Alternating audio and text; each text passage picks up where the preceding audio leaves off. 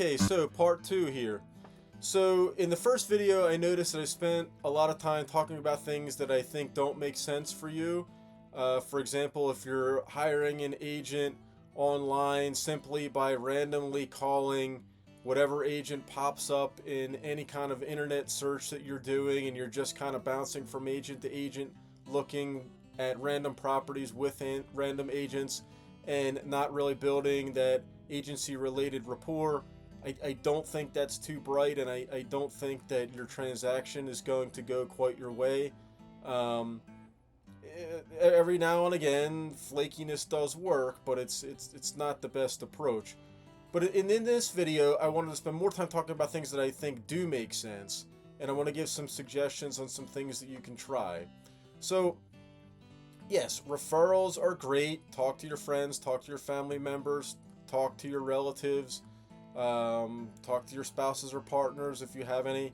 Um, Talk to your parents, talk to your children, um, talk to anybody in your life that you feel comfortable with, and ask them if they had an agent and would they refer that agent.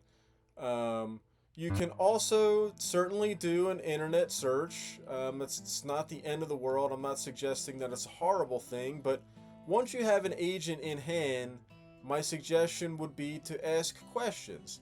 I'm going to give you some examples of some questions that I think make sense.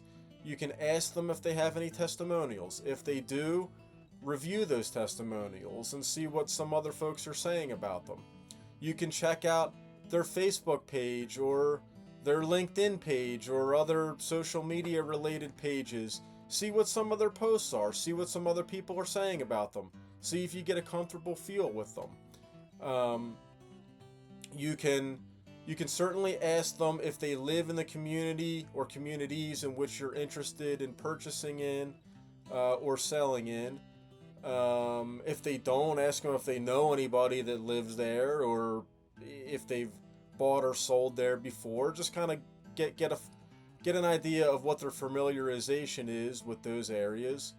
Um, you can certainly ask them a little bit about the brokerage that they work for, if they like it there, what are some of the things that they like about it, what are maybe some of the things that they don't like about it.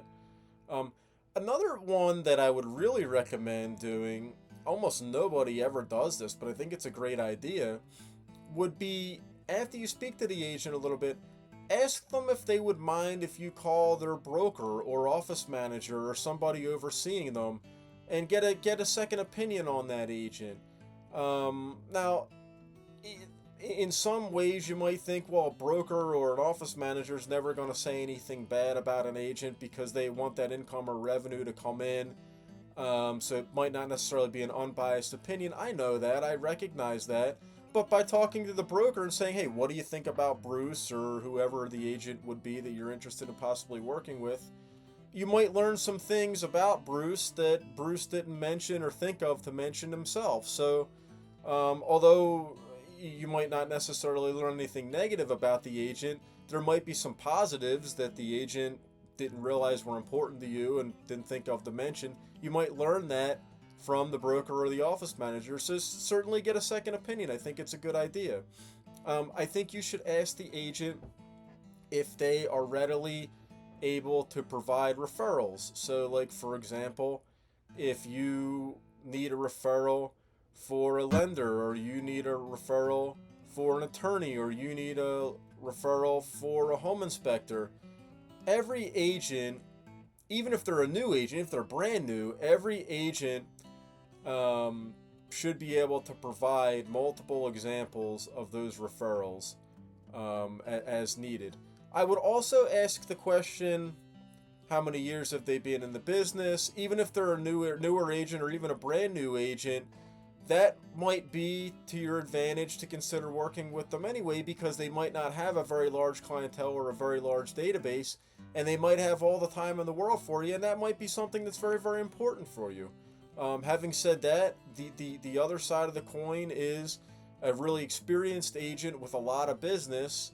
They might not necessarily have all the time in the world for you, but they at least have a lot of experience behind them, and that might be very, very important to you. So try to get a feel sort of where on the spectrum your agent falls into. with stuff like that. I think those are really, really helpful questions. Um, I, I am just sort of making this up as I go, sort of an unstructured video. I hope that it's helpful. Um, I would suggest certainly getting a feel for the disclosures, right? So if they're asking you to sign a non-compete or sort of some sort of buyer agency agreement, certainly if you're going to be a seller, you'll have to sign an agreement. What does that mean, and how binding is it? Some of the forms can be binding. Sometimes the forms are not binding. So I would ask questions about stuff like that as well.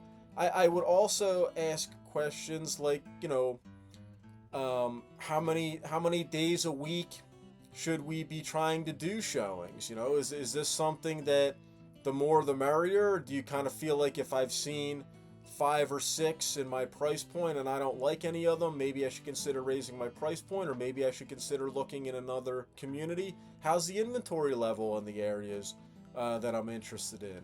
I think you should ask agents questions like that, sort of as well. Certainly, if the agent has a website or a YouTube page like I do, explore those pages. You don't necessarily have to watch every single one of my videos to get an idea on whether or not you like me or if you think I'm providing any valuable information.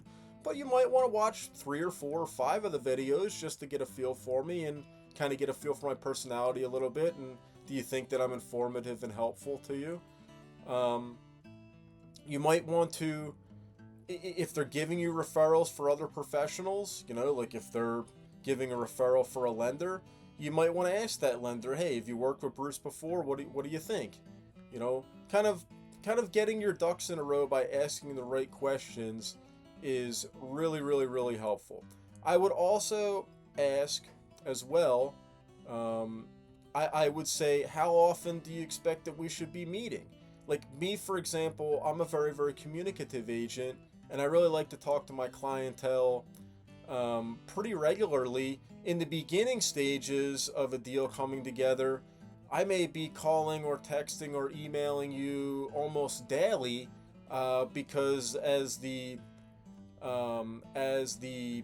purchase process or the sales process is continuing to develop and the deal is continuing to develop, I'm in contact as that development happens. I'm in contact with my client throughout the entire process. And right in the beginning stages, I'm very, very actively involved because we're trying to piece the deal together. So if you prefer an agent that is very, very communicative like I am, and you appreciate that style, I might be great for you. But if you prefer an agent that just sort of sends an email periodically, just kind of get the job done and let me know the results sort of after the fact, like I'm a busy professional, I really don't have time to be texting my agent or responding to any emails, you're my representation, sort of figure it out on your own. If that's the approach, I might not be the best agent for you. Or if you really like me and you want to hire me, at least by you communicating that to me, then I know that less communication for you is somewhat preferred, and I can sort of adapt my style, my traditional style a little bit to better meet your needs. So communicating with your agent and getting a feel for things that way, and sort of see how that goes. Different things like that. I would, certainly if you're on the seller side, I would ask about all of the marketing and whatever have you. That to get into more specifics on that one would be for another video. But these are some of the questions. These are some of the questions that I would ask, and see sort of, upon interviewing the agent, see sort of what their responses are. You can ask the agent, for example, do they belong to any groups that are associated with real estate? So, for example, a group that I belong to, the National Association of Realtors. I also belong to the Hudson Gateway Association of Realtors, right? The fact that I am a realtor is also important for you to know. This is another good question to ask. to be a realtor is not exactly the same thing as a real estate salesperson. So I'm a real estate salesperson. I do sell homes. That's true. But a realtor is a little bit different in that to have that realtor designation, to be able to claim that I'm a realtor, necessarily means that I've taken additional ethics related coursework and paid my annual realtor dues. So if in your view extra ethics related coursework may very well translate into the idea that I could potentially in theory be a more ethical agent that's more open to respecting your needs and doing everything in an integrous manner, if you buy into that belief system, you might want to go with a guy like me who has the extra courses. If simply getting a deal done and you're not really worried about how ethical the agent is and like sort of that extra coursework is not important to you, then just go with the traditional everyday real estate agent or New York real estate salesperson. But things like that could be beneficial for you to inquire a little bit further. You can ask them, hey, are you just a real estate salesperson? Have you done some extra coursework? Are you a realtor as well? I would definitely say things like that could be important. Running out of steam, folks, and we're almost at 12 minutes for this video. So I would say this is a good start for you. And if you do every one of these things, or even a large percentage of these things, I think that your rapport building will be really, really helpful. And I think that you, in no time, will get along much, much better with your agent and maximize your chances of completing a sale to the benefit of yourself. And also the sale, in likelihood, will go much, much better for you, having taken these steps and created that agency-related rapport based on some of the things that I've discussed here. And I really hope this video is helpful to you.